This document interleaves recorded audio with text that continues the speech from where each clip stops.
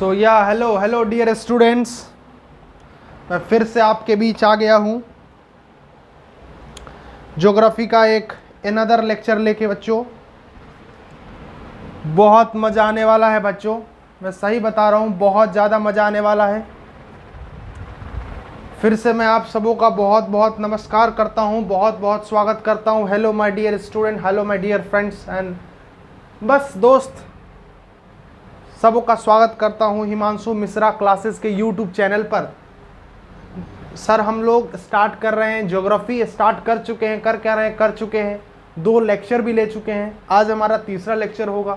Geography की जहाँ से उत्थान हुई थी, जहाँ से शुरुआत हुआ था, हम वहीं से ला रहे हैं, कोई टॉपिक नहीं। जहाँ से शुरुआत हुआ अर्थ का, हम वहीं से आपको पढ़ा रहे हैं। यूनिवर्स आपको पढ़ाया, क्या होता है पढ़ाया, यूनिवर्स में क्या क्या होता है पढ़ाया, फिर सन के बारे में बताया। आज हम सोलर सिस्टम के बारे में जानेंगे। सोलर सिस्टम में कौन कौन प्लैनेट होते हैं, उसकी क्या क्या बात होती है।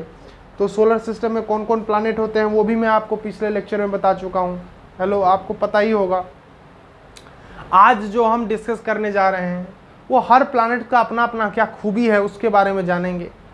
प्लैनेट्स के नाम शायद मुझे पता है कि आपको पता होंगे, नहीं पता है तो फिर भी मैं लिख देता हूँ ताकि बेहतरीन के साथ आपको सारी अच्छी चीज़ नॉलेज आपको हो जाए।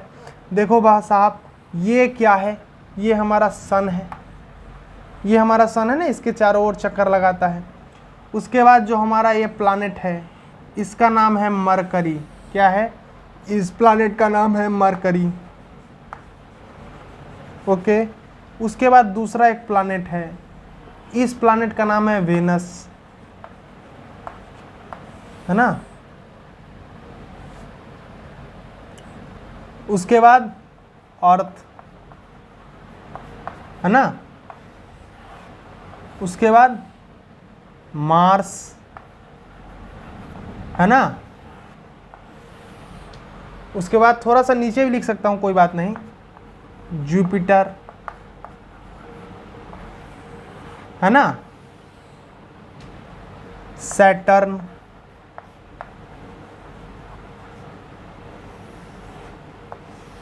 और 2 नीचे लिख देता हूं। एक्चुअली ये ऑर्डर में है, ये पहला है, ये दूसरा है, ये तीसरा है, ये चौथा है, ये 5वां है, ये 6ठा है। स्पेस न होने के कारण, नहीं स्पेस मेरे पास है, मैं फिर से मिटाऊंगा इसको।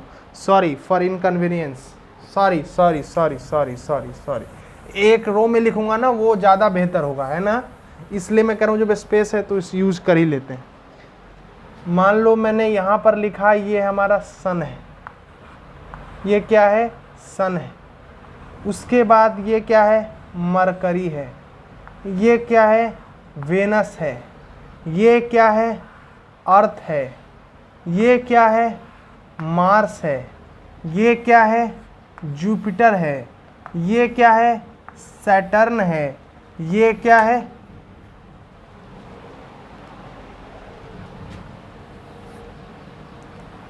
ये क्या है? यूरेनस है। मरकरी, वेनस, अर्थ, मार्स, जुपिटर, सैटर्न, यूरेनस, और यहाँ पर क्या है? नेपच्यून है। ये सारे क्या है? ये प्लैनेट है। ये कौन सा है? ये मरकरी है, ये मरकरी है, ये वेनस है, ये अर्थ है, ये मार्स है, ये जुपिटर है, ये सैटर्न है, ये यूरेनस है, ये आपको नेपच्यून है ना। ये सारे प्लैनेट्स हैं। और मोर और लेस एक चीज़ और याद कर लीजिए, मैं पिछले लेक्चर में बताया था ड्वार्फ प्लैनेट जो प्लैनेट के श्रेणी में नहीं थे, पहले थे, लेकिन जब क्राइटेरिया डिफाइन हुआ तो फिर अलग हो गया क्योंकि उस क्राइटेरिया को फुलफिल नहीं कर रहे थे।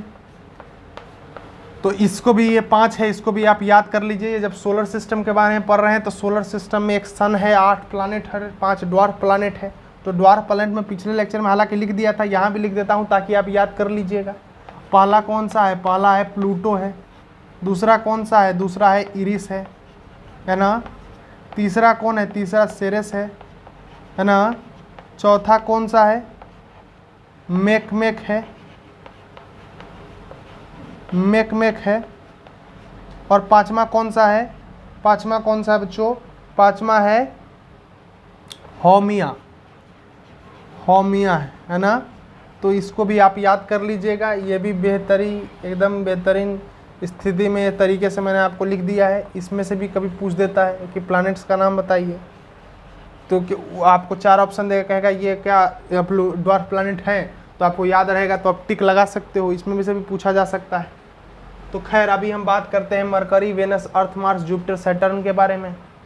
तो देखो मरकरी के विषय में अगर जानने का प्रयास किया जाए, मरकरी के स्थिति में अगर जानने का प्रयास किया जाए तो बच्चों एक चीज़ आप लोग जान सकते हो मेरी बात, कि मरकरी क्या है। मरकरी एक प्लैनेट है जिसमें 9 सैटेलाइट है। 9 सैटेलाइट, इसमें कोई सैटेलाइट नहीं है। एक चीज़ आपको यह याद रख लेना है, मरकरी में कोई सैटेलाइट नहीं है और ये सन के सबसे नियरेस्ट पाया जाता है। पहला चीज़ मरकरी में क्या आपको याद रखना है कि मरकरी में कोई सैटेलाइट नहीं, 9 सैटेलाइट, समझे। मरकरी के पास अपना कोई उपग्रह नहीं। दूसरा जो मरकरी के विषय में आपको याद रखना है, वो दूसरी चीज क्या याद रखनी है, एक होता है डियूर्नल टेम्परेचर। डियूर्नल टेम्परेचर वो मरकरी में क्या है? वो मरकरी में मैक्सिमम है। अब बच्चे कहेंगे कि सर ये डियूर्नल टेम्परेचर क्या होता है, ये तो मुझे पता ही नहीं है। ये आप वेनस का जगह ले रहे हैं मरकरी साहब, वेनस का जगह लेना मना है। मैं यहाँ लिख देता हूँ मैक्सिमम होता है। डियूर्नल टेम्परेचर क्या होता है? मैक्सिमम होता है।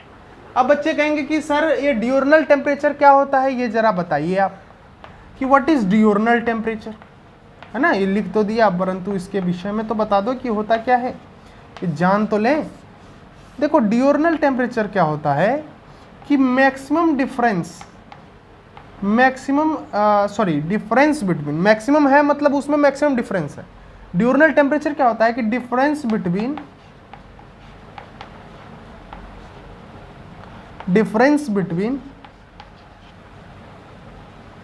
Maximum temperature and minimum temperature in a single day,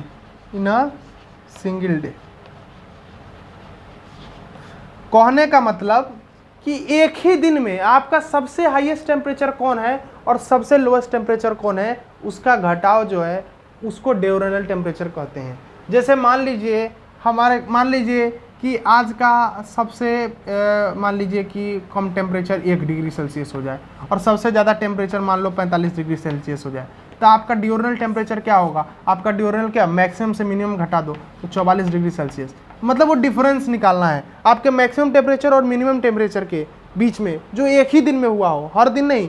आज के दिन में मान लो कि सबसे मिनिमम 1 डिग्री रहा हो और सबसे मैक्सिमम 45 डिग्री रहा हो, तो आज का डियूर्नल टेम्परेचर क्या होगा? आज का डियूर्नल टेम्परेचर 44 होगा, क्योंकि उसी सेम डे में सबसे मैक्सिमम और सबसे मिनिमम टेम्परेचर के बीच का जो डिफरेंस होगा उसको डियूर्नल टेम्परेचर कहते हैं। तो याद रख लीजिए मरकरी में डियूर्नल टेम्परेचर सबसे मैक्सिमम होता है, मतलब मरकरी में एक ही दिन में सबसे ठंडा दिन होता है और एक ही दिन में सबसे गर्म दिन होता है। एक चीज़, यह चीज़ आपके दिमाग में आ गई। 9 सैटेलाइट, और दूसरा चीज़ मैंने क्या कहा कि 9 सैटेलाइट है। उसके बाद दूसरा चीज़ मैंने कहा कि डियूर्नल टेम्परेचर इसके सबसे ज़्यादा है। और तीसरी चीज़ की मैं बात करूं तो तीसरी चीज़ की बात करूं कि मैक्सिमम रोटेशन टाइम लेता है। ये मैक्सिमम रोटेशन टाइम लेता है। रोटेशन और रिवॉल्यूशन का मतलब तो मेरे सब प्यारे भाई, मेरे प्यारे साथी तो सब जानते होंगे। रोटेशन और रिवॉल्यूशन का मतलब मेरे प्यारे भाई तो सब जानते होंगे, है ना। अगर वो रोटेट करे कहाँ पर? On its own axis. अगर अपने एक्सिस पर रोटेट करे तो उसको रोटेशन कहते हैं। रिवॉल्यूशन कहते हैं किसको? रिवॉल्यूशन किसको कहते हैं? अगर रिवॉल्व मतलब रिवॉल्व अराउंड द सन के चारों तरफ रिवॉल्व करे, रिवॉल्व अराउंड द सन, तो उसको क्या कहेंगे? उसको रेवोल्यूशन कहेंगे। अगर वो सन के चारों ओर घूमता है उसको रिवॉल्यूशन कहते हैं। अगर वो अपने एक्सिस पर घूमता है तो उसको रोटेशन कहते हैं। मतलब अच्छा, ये आपको अर्थ झुका हुआ है वो समय बाद में पढ़ाऊंगा, देखिए ध्यान से। वो रोटेशन रेवोल्यूशन अलग से टॉपिक है कि रोटेशन से क्या होता है, रिवोल्यूशन से क्या होता है, वो मैं बाद में बताऊंगा। अभी मैं बस बता दिया हूँ, छोटा छोटा सा नॉलेज भी हो जाना चाहिए ना, ये मैं बस बता दिया। अगर अपने एक्सिस पर घूमे तो वो रोटेशन, अगर चारों तरफ घूमे, देखो अपने कैसे अर्थ कैसे घूमता है, हाँ हाँ हाँ हाँ, अपने एक्सिस पर घूम रहा है और साथ साथ वो ऐसे चारों ओर भी घूम रहा है, अपने एक्सिस पर भी घूम रहा है और साथ साथ चारों ओर भी घूम रहा है। तो अपने एक्सिस पर जो घूमता है उसको हम बोलते हैं रोटेशन, और जो सन के चारों ओर घूमता है उसको हम बोलते हैं रिवॉल्यूशन। तो मरकरी अपने एक्सिस पर घूम, जैसे अर्थ अपने एक्सिस पर घूमने में कितना समय लेता है, 24 घंटा लेता है, लेकिन मरकरी अपने एक्सिस पर घूमने में ये 8 प्लैनेट से सबसे ज्यादा समय लेता है। कितना लेता है वो नॉट इंपोर्टेंट, बस ये समझ लो कि सबसे ज्यादा समय लेता है, ठीक है। अगर मैं वेनस की बात करूं, तो वेनस के पास भी समझ लीजिए कि सैटेलाइट के जगह पर नो है, कोई सैटेलाइट नहीं है। दूसरा, इसको हम लोग अर्थ का ट्विन भी बोलते हैं, अर्थ का जुड़वा बहन है ये, अर्थ का ट्विन भी बोलते हैं। वन लाइनर में बहुत अच्छा क्वेश्चन आएगा, अर्थ ट्विन, EARTHTWIN, अर्थ ट्विन भी इसको बोलते हैं। दूसरा चीज, सैटेलाइट नो, अर्थ ट्विन भी बोलते हैं। सबसे हॉटेस्ट प्लैनेट है, ये चीज भी आपके दिमाग में रहना चाहिए, सबसे हॉटेस्ट प्लैनेट है। इसको मॉर्निंग एंड इवनिंग स्टार भी कहा जाता है, मॉर्निंग एंड इवनिंग स्टार भी कहा जाता है। इस चीज को भी आप याद रख लीजिएगा, मॉर्निंग एंड इवनिंग स्टार भी कहा जाता है। इसमें भी बहुत सारा, इसमें भी कहा जाता है कि ये भी बहुत समय लेता है रोटेशन के लिए। इसमें भी आप एक स्टेटमेंट लिख सकते हैं, it also take maximum time for rotation. एक चीज आपको याद में हो जानी चाहिए। मतलब मैंने कहा क्या, वेनस में क्या है, वेनस में भी एक भी सैटेलाइट है, सैटेलाइट की जगह पर मैंने क्या लिखा, नो। इसको वेनस को अर्थ का ट्विन भी कहा जाता है, ठीक है। दूसरी बात, वेनस सबसे हॉटेस्ट प्लैनेट है, ठीक है। उसके बाद वेनस को मॉर्निंग एंड इवनिंग स्टार भी कहा जाता है, ये भी आप अपने दिमाग में बिठा लीजिए। अब तीसरा नंबर पर आता है अर्थ। अर्थ के पास एक सैटेलाइट है जो आप सब जानते हैं, वो सैटेलाइट कौन है, मून है, उपग्रह मून है। अर्थ सबसे डेंस प्लैनेट है, डेंस मतलब ये सबसे ज्यादा यहाँ जीव जंतु रहते हैं, जितने भी जीव जंतु हैं सब तो अर्थ ही पर रहते हैं, ह्यूमन हो गया, जितने भी जीव जंतु, इसलिए सबसे डेंसेस्ट अगर कोई प्लैनेट है या 8 प्लैनेट में तो अर्थ है, क्योंकि यहाँ पर डेंसिटी बहुत ज़्यादा है, चाहे जीव जंतु को हो, चाहे एनिमल का हो, चाहे ह्यूमन बींग्स का हो, तो सबका डेंसिटी सबसे ज़्यादा है, इसलिए डेंसेस्ट है। इसको ब्लू प्लैनेट भी कहा जाता है अर्थ को। अब ब्लू प्लैनेट क्यों कहा जाता है, मैं समझता हूँ आप सब जानते होंगे, क्योंकि ब्लू प्लैनेट कहने का मतलब क्या हुआ, जरा ध्यान से देखिए। Blue planet due to the presence of water, due to presence of water,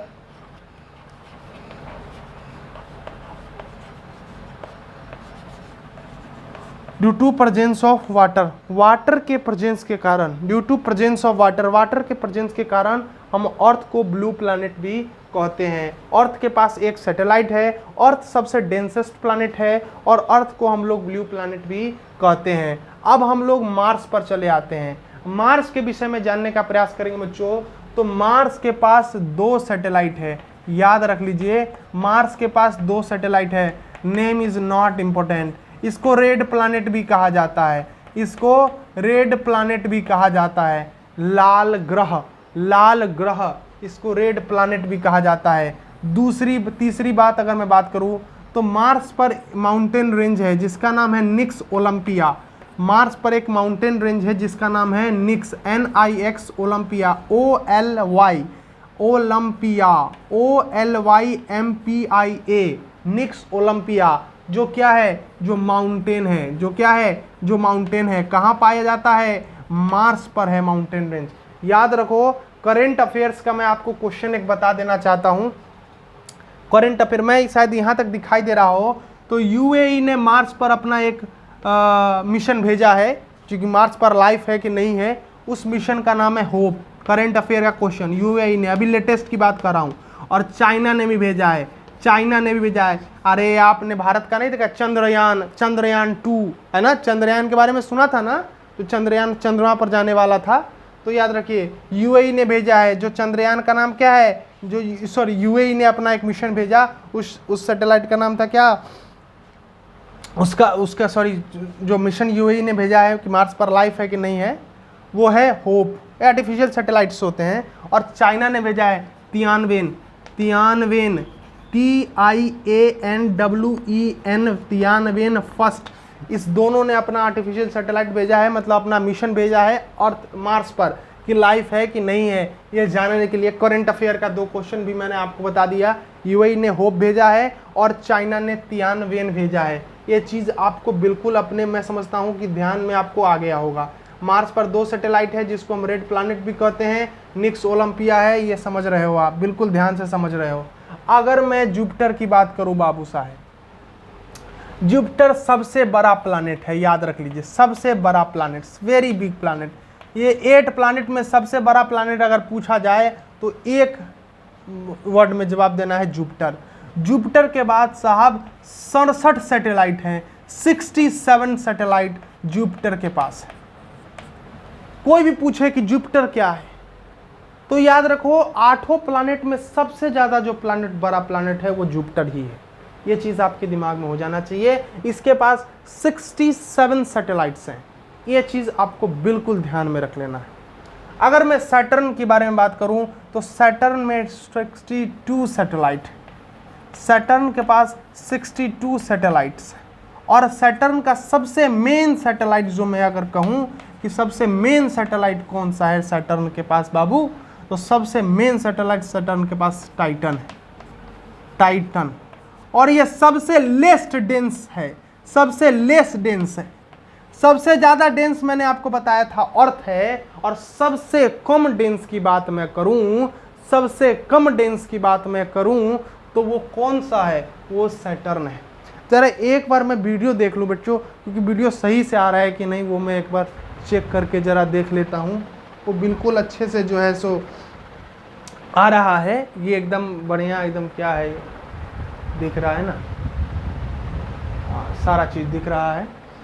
तो मैं ये कहना चाहता हूं कि सैटर्न में कितने सैटेलाइट हैं, 62 सैटेलाइट हैं। उसके बाद आप समझ लीजिए कि मेन सैटेलाइट इसका कौन सा है, मेन सैटेलाइट इसका टाइटन है, जो आप सब जानते हो। और मैंने क्या कहा, सैटर्न के बारे में अगर कोई पूछे तो आप यह बता दीजिए कि सैटर्न सबसे लेस डेंस वाला प्लैनेट है। ये भी आपके मन मंडल में एकदम अच्छी तरीके से बस जाना चाहिए।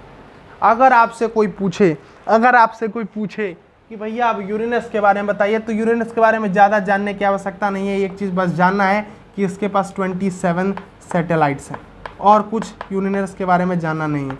27 सैटेलाइट है, बस यही जानना है। नेपच्यून के बारे में कोई पूछे तो ये समझ लो कि इसके पास 14 सैटेलाइट है, ये भी एक चीज़ नॉलेज है। और एक यूरेनस के, नेपच्यून के बारे में, यूरेनस के बारे में कोई पूछे एक जवाब, बस ज़्यादा इंपॉर्टेंट यूरेनस के बारे में कुछ पढ़ना नहीं है। यूरेनस के बारे में बस ये पढ़ना है कि यूरेनस के पास 27 सैटेलाइट हैं। इसके अलावा यूरेनस के विषय में एनडीए के लेवल तक मैं नहीं समझता हूँ कोई ज़्यादा नॉलेज लेने की आवश्यकता है। चाहे नॉर्मल आप जो भी कॉम्पिटिटिव एग्जाम दे रहे हैं, इसमें भी बता रहा हूँ कि यूरेनस में ज़्यादा कुछ दिमाग मत लगाओ। ज़्यादा क्वेश्चन तो वेनस से ही पूछता है कि अर्थ ट्विन किसको कहते हैं, मॉर्निंग इवनिंग स्टार किसे कहते हैं, ये सब पूछता है, और कुछ ज़्यादा पूछेगा नहीं। ब्लू प्लैनेट किसे कहते हैं, रेड प्लैनेट किसे कहते हैं, सबसे बड़ा प्लैनेट कौन है, यही सब क्वेश्चन होता है ना। तो यूरेनस के बारे में एक चीज़ जान लो कि 27 सैटेलाइट है, अदर चीज़ जानने की ज़रूरत नहीं है। नेपच्यून के बारे में कोई आपसे पूछे तो 14 सैटेलाइट हैं। और एक चीज़ याद रख लिए, मैक्सिमम टाइम रिवॉल्यूशन है।